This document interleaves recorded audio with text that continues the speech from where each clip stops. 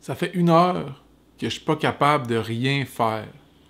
Je me sens inutile, puis j'ai le sentiment que je sers à rien. La vidéo que j'avais envie d'écrire à soir, celle-là pour laquelle je me suis assis là, sur mon divan, elle devait porter sur le test de la fenêtre et du miroir. Le test du miroir puis de la fenêtre, c'est pour t'aider à savoir c'est où tu as tendance à regarder le plus rapidement quand il y a une erreur qui survient dans tes équipes. Est-ce que tu vas te regarder dans le miroir puis prendre la part de responsabilité qui te revient, ou tu vas rapidement pointer les autres au travers de la fenêtre, leur imputer à eux la responsabilité de peut-être tes erreurs? J'ai même acheté un miroir sur Amazon pour me motiver, pour me permettre de faire des images cool avec ma caméra. Des fois, acheter quelque chose, ça donne un petit boost. Mais aujourd'hui, non. Mais je me disais que c'était pas assez intéressant pour en faire une vidéo en soi. Fait que j'ai continué d'attendre.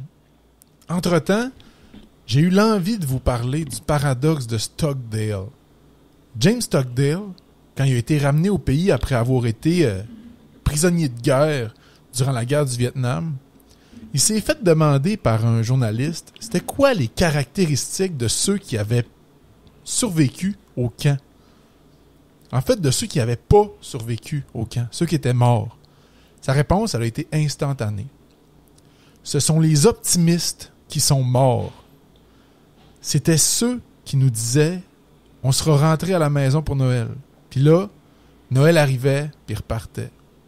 Après, c'est ces mêmes personnes-là qui nous disaient « On sera à la maison pour Pâques. » Puis Pâques arrivait, puis repartait. Puis après, c'était la même chose avec Thanksgiving. Puis ensuite, ce serait encore Noël qui reviendrait. Ces personnes-là finissaient par mourir le cœur brisé. C'est une leçon importante, je trouve, qui nous apporte Stockdale. Il faut jamais mélanger la croyance que tu vas passer à travers quelque chose de difficile, puis la discipline qui est nécessaire pour confronter les faits les plus brutaux de la réalité qui se trouve devant toi. Peu importe la réalité qui se trouve devant toi.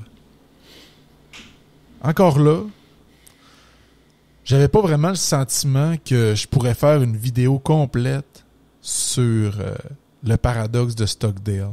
Puis je pensais pas que ça pouvait capter votre attention assez longtemps non plus. Donc, j'ai continué d'attendre. Longtemps. Plus j'attends, plus je vis de la frustration, de l'impuissance. Plus le discours que j'ai envers moi-même devient dur, plus j'ai envie d'arrêter de vivre ça. À quelque part, je me dis que je devrais arrêter puis attendre que l'inspiration vienne toute seule. Je devrais recommencer demain. Je cherche de l'inspiration puis je regarde autour de moi puis je vois que mon chat dort. Ça me confronte au fait que je pourrais faire d'autres choses. Ça me confronte au fait que je pourrais ne rien faire au lieu de faire ce que je suis en train de faire. En fait, ce que je suis en train de pas être capable de faire. Ce serait tellement facile en ce moment d'ouvrir Netflix ou d'aller sur YouTube puis de me distraire. Je pourrais regarder un film, rire un peu. Mais si je fais ça, moi, j'aurais rien fait. J'aurais rien publié cette semaine. J'aurais pas écrit. J'aurais rien filmé. J'aurais rien publié. Je vais être déçu. C'est là que j'ai décidé d'écrire exactement ce que je suis en train de vivre en ce moment. Une vidéo qui porte sur mon manque d'inspiration puis sur mon incapacité à travailler quand je devrais être en train de travailler. C'est ça qui va régler mon problème. Je vais écrire sur ce que je suis en train de vivre.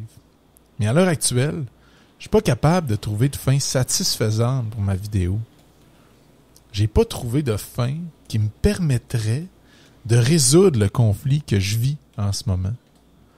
Même en me rendant jusque-là, dans l'écriture de mon script, je suis pas sorti du bois. Je continue d'être frustré. Je continue de pas être capable de finir ce que je suis en train de faire.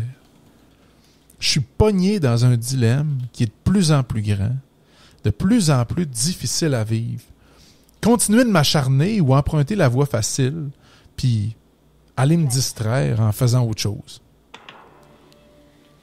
Je pourrais terminer ma vidéo sur une espèce de fin avec une morale. Une morale qui dit que si tu travailles assez longtemps, si tu persévères, tu vas finir par y arriver. Mais j'ai pas le sentiment que ce serait juste. J'ai pas le sentiment que ce serait intéressant pour les gens qui se sont rendus jusque-là dans la vidéo. Je pense que j'ai fini par la trouver, la fin de ma vidéo. Je vais finir en vous partageant ce qui me rend le plus fier de cette vidéo-là. C'est de ne pas avoir succombé ce soir aux distractions qui m'auraient empêché de vous partager avec sincérité les frustrations que je vivais de ne pas être capable d'aller au bout de ce que je m'étais dit que j'allais faire. De ne pas être capable d'aller jusqu'au bout de l'écriture de ce script-là. Si j'avais pas fait ça, j'aurais pas pu vous partager quelque chose d'honnête, quelque chose de vrai, quelque chose qui partait de moi puis de ma vraie expérience.